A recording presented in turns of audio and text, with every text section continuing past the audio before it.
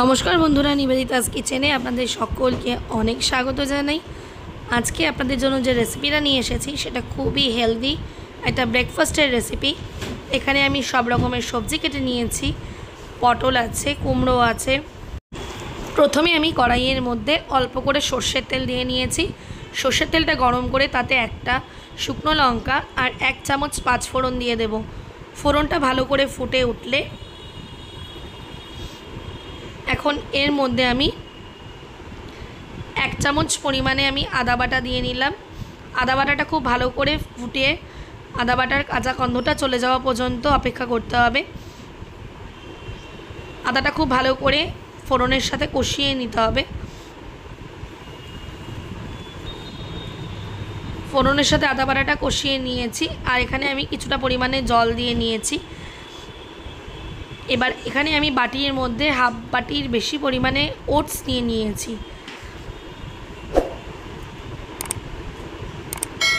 ওটসটাকে ভালো করে ঝেড়ে পরিষ্কার করে নিতে হবে। আর এবার ওই মশলার মধ্যে আমি পটল আর কুমড়োটা দিয়ে নেব। পটল আর কুমড়োটাকে দিয়ে খুব ভালো করে ভেজে নিতে হবে যেন পটল আর কুমড়োটা প্রায় সিদ্ধ হয়ে যায়।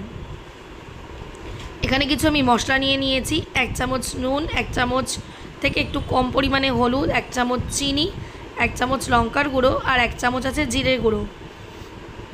এই সমস্ত মশলাগুলোকে আমাকে আলাদা একটা পাত্রের মধ্যে নিয়ে নিয়েছি আর এদিকে পটল আর কুমড়োটা ভেজে নিয়েছি। এর মধ্যে সমস্ত ড্রাই মশলাগুলো আমি দিয়ে নেব। ড্রাই মশলাগুলোকে দিয়ে পটল আর কুমড়োর সাথে খুব ভালো করে কষিয়ে নিতে হবে। খুব ভালো করে কষিয়ে নিয়ে মশলাটাও ভাজা ভাজা হয়ে যাবে আর পটল আর কুমড়োটাও সিদ্ধ হয়ে যাবে। গ্যাসটা মিডিয়াম আঁচে রেখে খুব ভালো করে কষাতে হবে যতক্ষণ না পর্যন্ত তেল বেরিয়ে আসছে। আর যেহেতু এটা একটা হেলদি ব্রেকফাস্টের রেসিপি সেজন্য তেলটা ততটা পারবেন বন্ধুরা কম দেওয়ার চেষ্টা করবেন। আপনারা এরকমভাবে টিফিন বানিয়ে সন্ধ্যাবেলাও খেতে পারেন। আজকে আমি ওটসের খিচুড়ি রান্না করছি। ওটসের সাথে সবজি দিয়ে এরকম করে খিচুড়ি রান্না করলে কিন্তু খেতে দারুণ লাগে। এবার আমার মশলার সাথে পটল কুমড়োটা ভাজা ভাজা হয়ে গেছিলো। এরপর আমি ওটসটা দিয়ে দিলাম। এবার ওটসটা দিয়ে কিছুক্ষণ গ্যাসটা কমিয়ে রেখে নাড়িয়ে চাড়িয়ে ভালো করে মিশিয়ে নেব। তাতে ওটসের সাথে সমস্ত মশলাগুলো খুব ভালো করে ভাজা ভাজা হয়ে যাবে। যেহেতু ওটস সিদ্ধ হতে একদম কম সময় লাগে, 4 থেকে 5 মিনিটের মধ্যে ওটসটা সিদ্ধ হয়ে যায়। সেই জন্য সবজিগুলোকে খুব ভালো করে আগে কষিয়ে সিদ্ধ করে নিতে হবে। যদি দরকার মনে হয় অল্প করে জল দিয়ে দিয়েও কষাতে পারেন। এখন ওটসের সাথে খুব ভালো করে ভাজা হয়ে গেলে এখন আমি পরিমাণ অনুযায়ী জল দিয়ে নিলাম। জলটা একটু বেশি করে দিতে হবে যেহেতু ওটসটার জলটা খুব তাড়াতাড়ি টেনে নেয়। সেই জন্য আমি জলটা খুব বেশি করেই দিয়েছি যাতে একটু খিচুড়িটা পাতলা পাতলা হয় আর খেতে বেশ ভালোই লাগে এরকম পাতলা পাতলা খিচুড়ি। আর এরকম খিচুড়ি কিন্তু গরম গরম খেতে বেশি ভালো লাগে। এখন আমি একদম অল্প পরিমাণে গরম মশলা গুঁড়ো দিয়ে নিলাম আর 4-5টা গোটা কাঁচা লঙ্কা দিয়ে নিয়েছি। সবটাই আমাদের মুখের টেস্টের ওপর নির্ভর করে, কারণ নুন মিষ্টি যদি রান্নায় পরিমাণ মতন ঠিকঠাক না হয় সেই রান্নাটা কিন্তু খেতে একদম ভালো লাগে না। তাই নুন মিষ্টিটার স্বাদের পরিমাণটা থাকাটা একদমই জরুরি রান্নায়। সেটা আমাদের গৃহিণীদের হাতে, পুরোটাই আমাদের গৃহিণীদের হাতে থাকে। এখন আমি এখানে 1/2 চামচ পরিমাণে ঘি দিয়ে নিলাম। ঘি দিলে অনেকে মনে করে যে এটা আনহেলদি হয়ে গেল, বাট একদমই না, ঘিটা কিন্তু খুবই হেলদি। আর আমি এখানে একদম অল্প করে ঘি দিয়েছি।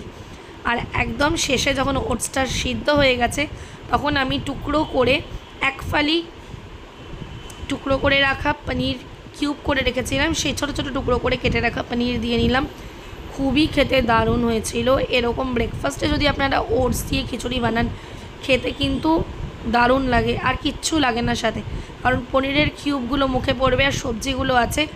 ব্যাস এরকম খিচুড়ি যদি 1 বাটি খেয়ে নেওয়া যায় পেটটাও ভরে যাবে আর কিচ্ছু লাগবে না।